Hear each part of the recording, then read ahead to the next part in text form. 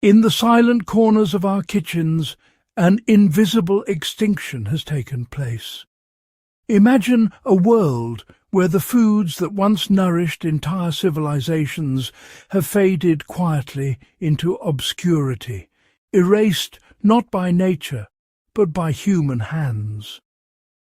Join me as we trace the stories of 15 remarkable vegetables, plants deliberately sidelined for profit, uniformity, and control. Together, let us unearth the past and challenge the narrative of our modern food system. Good King Henry once flourished as a staple for the rural poor, brimming with iron and resilience. Its leaves, rich in nutrients, fed families through lean times, while its roots anchored communities to the land. But this very resilience became its undoing. Seed companies, seeking annual profits, saw an enemy in any plant that could thrive without their intervention. Good King Henry was quietly erased from catalogues and fields, replaced with crops that demanded constant repurchasing. Today, its legacy whispers from forgotten corners of rural Europe, a living reminder that independence in food is a threat to those who profit from dependence. Skirret's tangled, honeyed roots once delighted palates from Rome to medieval England. Unlike the straight, uniform carrots and parsnips of modern agriculture, Skirret's roots twist and fork, each one unique. Yet in the world of industrial farming, uniformity reigns supreme. Machines and supermarkets demanded predictability. Skirret's refusal to conform spelled its demise, replaced by crops engineered for efficiency, not taste. Today, only the most dedicated gardeners seek out its seeds, preserving a plant whose irregularity was once its greatest strength. Before celery, there was Alexander's, a robust aromatic plant that dominated European cuisine for centuries. Its leaves and stems provided a deeper, more complex flavour and higher nutrition than today's celery. But as markets shifted, celery, bred for uniformity and transport, slowly supplanted Alexander's. Its wild growth and stronger taste became liabilities in a world that prized predictability and shelf appeal. Now Alexander's lingers as a wild relic, a reminder of the flavours and nourishment abandoned in pursuit of profit. Rampion was once celebrated for its versatility. Both its tender leaves and crisp root found their way into European kitchens. Its slow growth demanded patience, a quality at odds with the rapid rhythms of modern agriculture. As crop rotation and profit margins took over, Rampion's slow maturation and dual uses were seen as inefficiencies. Fields were cleared for faster, more marketable crops, and Rampion faded from memory. Today it survives in a few scattered gardens, remembered mostly in fairy tales. Turnip-rooted cherville, with a flavour reminiscent of chestnuts and parsnips, was once a prized delicacy. Yet in the age of glossy advertising and standardised produce, its humble looks became its downfall. The knobby, irregular cherville roots simply could not compete with the uniform vegetables bred for mass consumption. What we lost was more than a flavour. It was a connection to a more diverse, nourishing and honest way of eating. Landcress, with its peppery flavour and high vitamin K, was once a staple of cottage gardens. Its greatest gift was its independence, a self-seeding hardy plant that returned year after year with no need for annual seed purchases. But in the eyes of seed companies it was a threat. Plants that grew without constant buying undermined commercial agriculture. Landcress was quietly pushed out, replaced by less robust greens that required annual investment. Today, landcress persists as a secret among gardeners, a testament to the power and peril of self-sufficiency. Salsify, known as the vegetable oyster for its subtle maritime flavour, was once a beloved root across Europe and North America. Yet its delicacy became its undoing. Modern shipping and storage demanded sturdiness, which salsify could not provide. It fell out of favour as supermarkets favoured crops that could withstand mass distribution.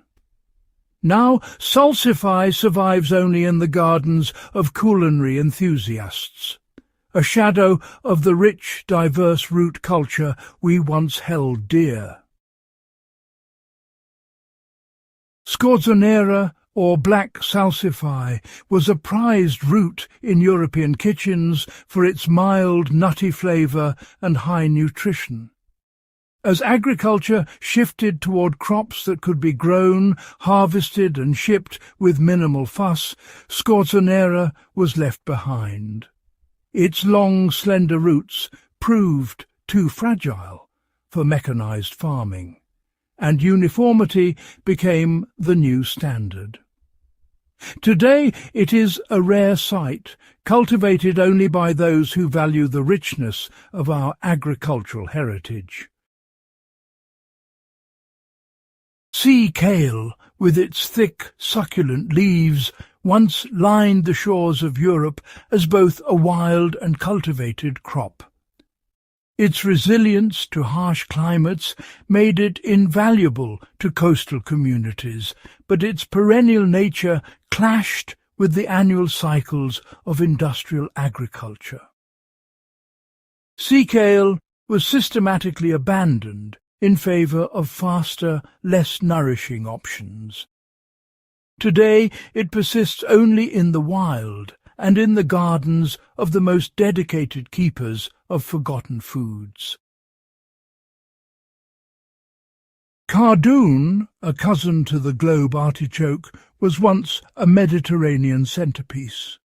Its broad, spiny stalks offered a flavour reminiscent of artichoke hearts, but the labour required to cultivate and prepare cardoon was immense. As economies shifted toward efficiency, cardoon's labour-intensive cultivation became a liability. Now it survives as a rare delicacy, grown by those willing to invest the time and care it demands.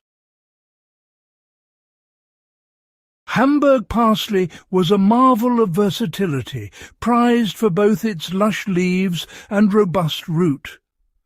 As agriculture industrialized, specialization became the norm, and dual-purpose plants like Hamburg parsley were sidelined. The art of using a plant in its entirety was lost in the rush for efficiency and profit. Hamburg parsley now grows mainly in the gardens of traditionalists, a testament to earlier ingenuity. Lovage, with its bold celery-like flavour and medicinal benefits, was once a staple of both kitchen and apothecary. But as industrial food systems favoured milder, less resilient crops, lovage was quietly phased out. The herbs that replaced it were chosen for their docility and ease of packaging, not for their healing power. Today, lovage is a rare find, growing wild in forgotten corners and in gardens dedicated to the wisdom of the past. Purslane, with its succulent leaves and remarkable omega-3 content, was once a staple in ancient diets. Its resilience, once a virtue, became a mark of nuisance in fields designed for monocultures. The food system's narrow focus on a handful of crops left purslane out in the cold, its value forgotten. Today it grows wild, uninvited, a living contradiction to our modern notions of what is food and what is not. Mangelwurzel was once the backbone of rural life, feeding both people and livestock through harsh winters.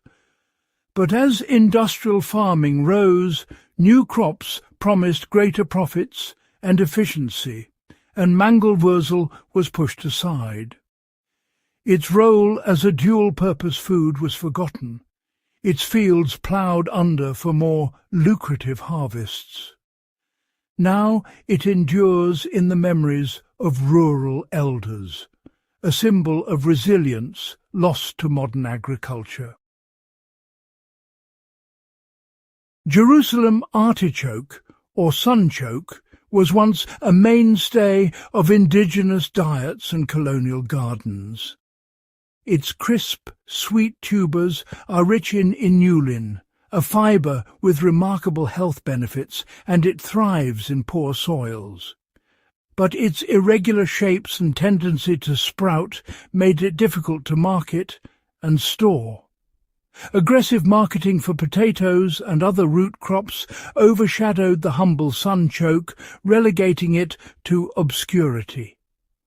Today, Jerusalem artichoke is experiencing a quiet revival, a reminder that what we neglect may be what we need most.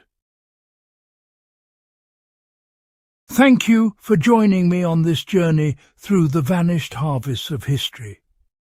If you found these stories eye-opening, please like, subscribe and share this video.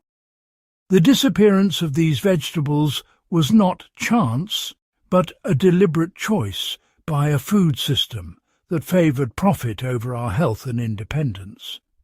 I invite you to keep digging, question what's on your plate, seek out these lost crops and reclaim the stories they carry. There is a world of nourishment waiting to be rediscovered if only we have the courage to look.